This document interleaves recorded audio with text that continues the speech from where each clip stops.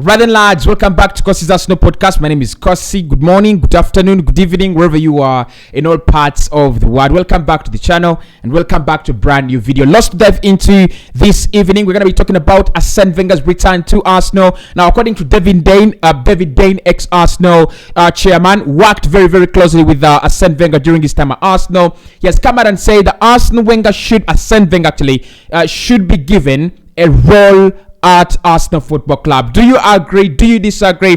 Do you feel Arsene Wenger would have a big role to play in the new Arsenal under Mikel Arteta, or you feel Wenger and whatever kind of roles he played for Arsenal, that is enough? He should stay away from the new projects that we are actually building. I will be sharing my thoughts on that.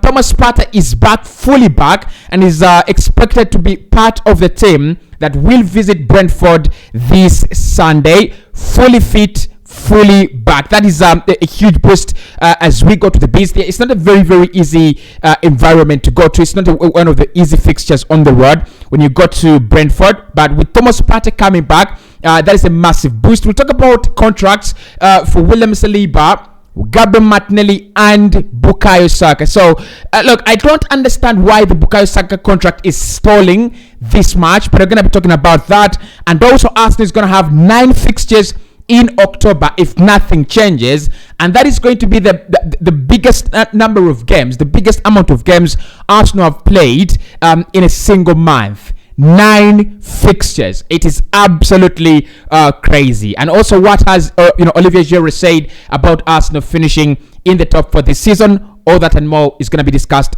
in this part of the podcast. Now, hit the like button for me. Let's get this video to 200 likes. Subscribe to the podcast as well. We are very close to 60,000 subscribers. Let's start off with Olivier Giroud, because he's been speaking about Arsenal, and he said, look, I always follow the Gunners, I always follow my Gunners.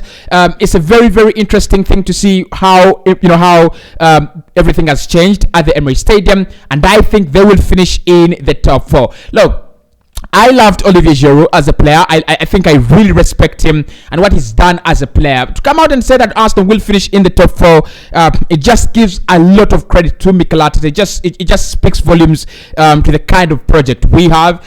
And for me, it's Mikel, it's Edu. We cannot argue with the fact that Mikel Arteta has done a huge job in terms of turning this Arsenal team around.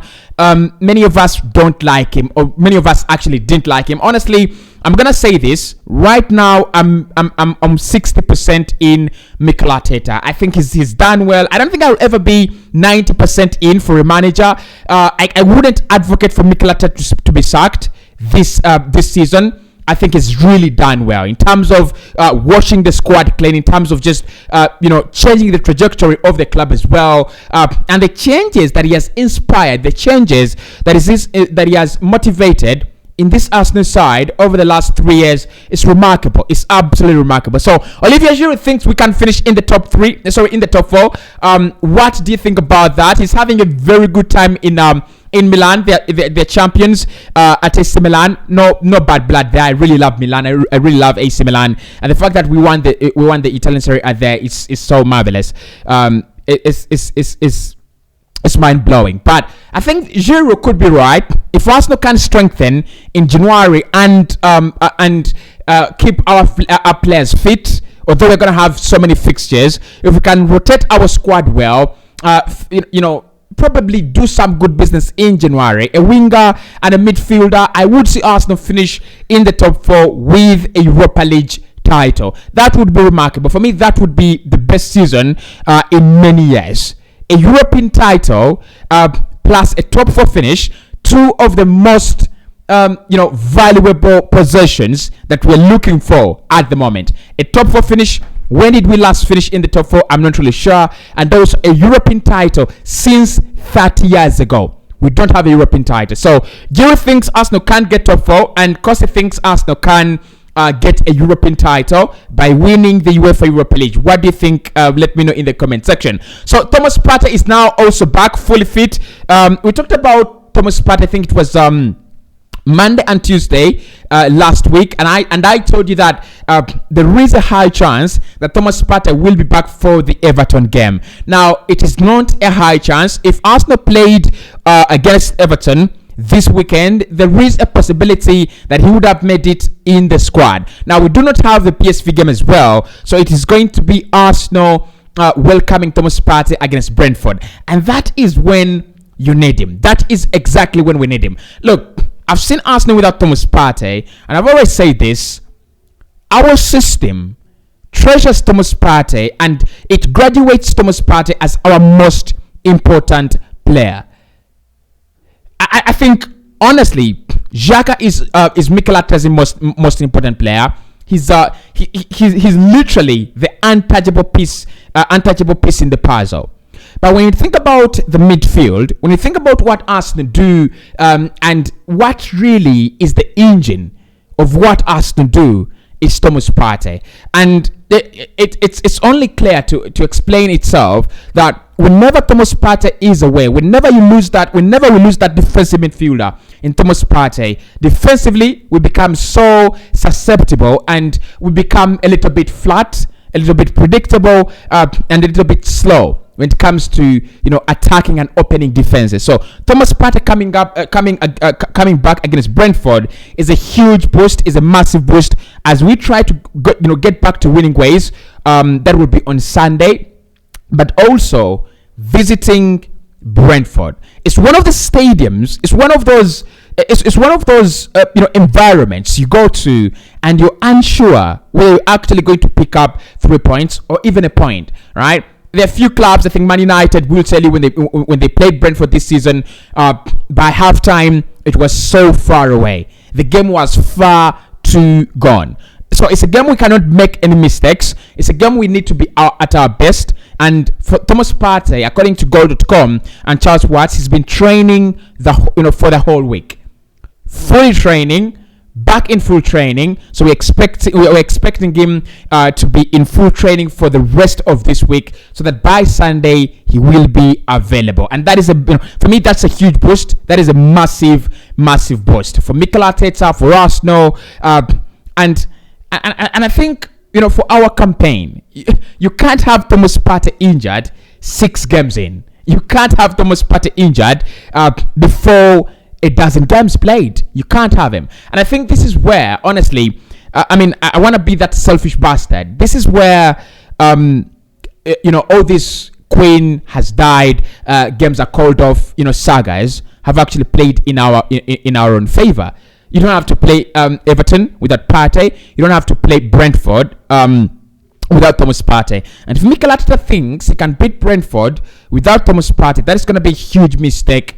Partey is a key to winning games like Brentford. Very stubborn, well-established Premier League sides, and for me, you need to have the ball almost 80%, 70% to crack them down. They're very good. They're very good defensively. They're very good on the ball. They're very good on the counter-attack. It's going to be a very interesting fixture, but Partey even makes it more interesting. Now, there are 3 contracts being discussed at the moment, but before we get into the contracts, Real Madrid and Manchester City are the 2 clubs that have been reported to be monitoring the situation around Bukayo Saka. So Manchester City, of course, we know they did lose a couple of players, especially Raheem Sterling. They didn't replace him. They didn't replace him very well. Of course, the arrival of Erling Haaland and Julian Alvarez means they have enough squad depth in the forward areas. Phil Foden is another player that has picked up more playing time, and then Jack Grealish as well. So I don't think they're really missing Raheem Sterling. But the report is Manchester City and Real Madrid are monitoring the future of Bukayo Saka, and they're monitoring the contract situation of the player. Mikel Arteta and the player as well, a few moments ago did come out and confirm that contract talks were actually going on very, very well, and they expect everything to go down as planned. Saka should sign a new contract as an Arsenal player, and that should be announced very, very soon. Bukayo Saka feels the club is on the same page as his entourage, and also Mikel Arteta feels Saka and his entourage are on the same page as the club. My problem with this one is, one, we've talked about Saka's contract since the beginning of the year, And now we are in month 9 of this year, and we are still stalling, and it's still taking a lot of time without happening. I'm quite very skeptical whether any club is going to pay a lot of money for Bukayo Saka. But again, I won't be very surprised if Arsenal decide to move Saka on. I've always told you that this kind of model is not so sustainable. The kind of model that we're running, where your owners give you money and you spend it, is not very sustainable. The sustainable model is where you sell some of your best pieces and then reinvest in the squad. Is where the club is self-sufficient. Now, I love Saka so much, and I believe he's one of the best players at Arsenal currently. But I don't think I would stand in the way of Bukayo Saka if he decided to leave Arsenal Football Club. I'm honest. I'm being honest with myself. I think there's so many exciting talents, the likes of Pino, the likes of Moussa Diaby, the likes of Pedro Neto, that Arsenal could recruit and do well better than Saka. So if it's all about Arsenal selling Saka for purposes of reinvesting in the squad, I got no problem with that. I honestly got no problem with that. In the summer, I was a little bit skeptical because we had one player, and that was Saka. For the past 2 seasons, Arsenal have ridden on the back of Bukayo Saka, and this would sound me would make me sound a little bit hypocritical. Yeah, it does, I know, but I want it to be sustainable. I want a sustainable model. I want a model where I'm sure whether it's 10 years or 15 years, Arsenal will be self-reliant. But look, if Arsenal want to sell Saka, because there's been all this talk of a release clause. Honestly, a release clause, I've not heard of English clubs inserting release clauses in contracts of players.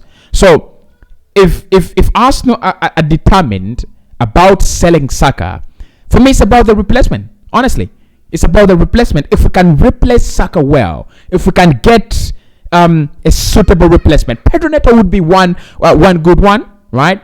Of course, many of you will feel Bukayo Saka is irreplaceable. I don't think he's irreplaceable. There's so many players that could be irreplaceable in this Arsenal team. I don't think it is Saka. Saka is perfectly replaceable. But anyway, 3 contracts are being discussed at the moment by the club. That is Saka's contract, Gabriel Martinelli as well. Arsenal do have an option to extend his contract, but Arsenal do not want to trigger that option.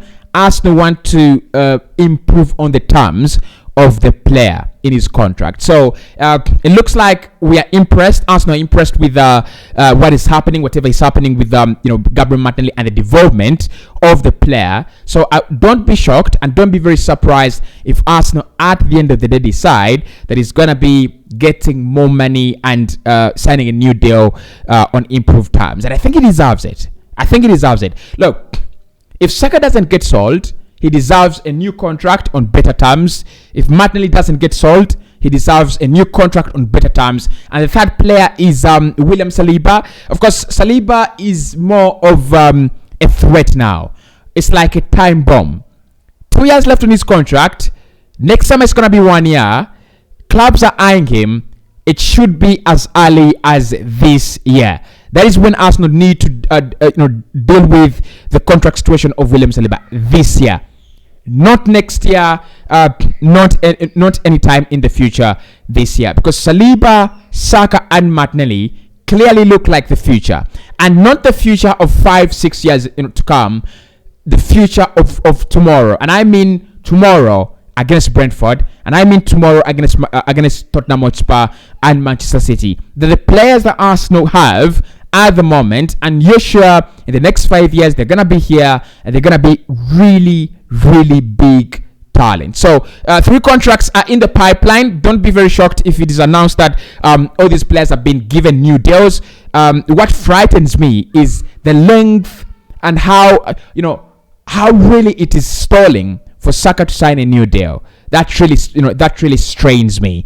But I think it will be done. I honestly think it will be done. Now, in October, which is 30 days, is it 30 days? 31?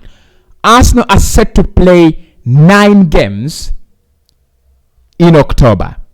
Crazy as it might sound, Arsenal will be playing a game every 3.2 days. I mean, I don't know if they... I'm not good at astronomy, but I've had light years, I've had point years. So it looks like we also have point days, don't we? Arsenal are likely to play a game every 3 days in October, and that is not going to be the last month where we'll play such compacted fixtures. There's a likelihood that in months like February, where the Manchester City game could be rescheduled to, in months like January, where we are going to be coming back from the World Cup, clubs might play more than 7 games per month. It's crazy. It's absolutely crazy. And this is where Arsenal were a little bit prudent, and I will give them this. But it's one thing being prudent, and then you start worrying before the future arrives, and then it's another thing preparing, using the prudence. I think Arsenal, foresaw what was going to come in the future, and they decided we are going to have a big squad for squad depth. That is what clubs like Tottenham have done. That is what clubs like Nottingham Forest have done. You need as many players as you can in your squad. Where Arsenal failed me, and where I don't understand, is we looked at this prospect coming, and we have not done enough. We've literally not been the club that have stepped up their game in terms of recruiting players for such moments. 9 games in 1 month. Are you mad? Is the FIFA is FIFA, is the Premier League, is FA, is UEFA? Are they mad? You cannot have 9 games. You cannot have a game every 3 days. You cannot have 3 games every 9 days. You can't.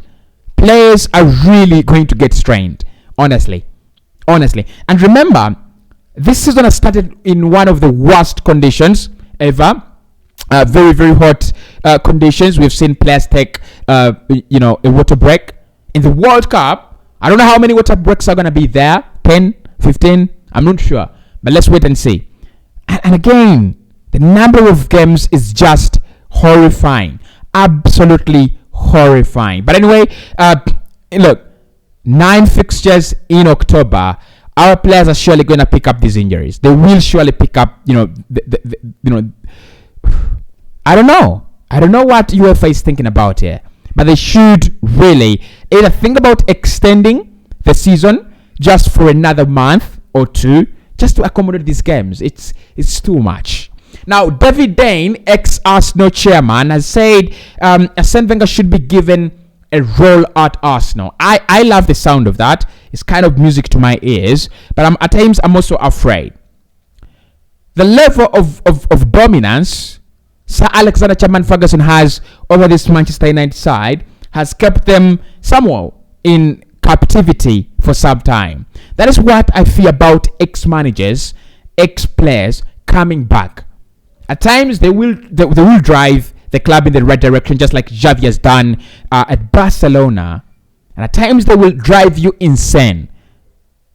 And for me, look, but I love Arsene Wenger. I think he's really done a lot for us. And if there is one guy that should be part of this project to see the foundation that he lay bear fruit, it should be Arsene Wenger. So I think David Dane is right there. He should be. He's right. If Arsenal can get a role for Arsene Wenger, if FIFA can get a role for Arsene Wenger, why not Arsenal? I think we definitely should give him, something. Anything. See you soon. Hit that subscribe button and hit that like button. I'll speak to you very, very soon. More content coming your way on Arsenal Podcast. Make sure you don't forget to subscribe.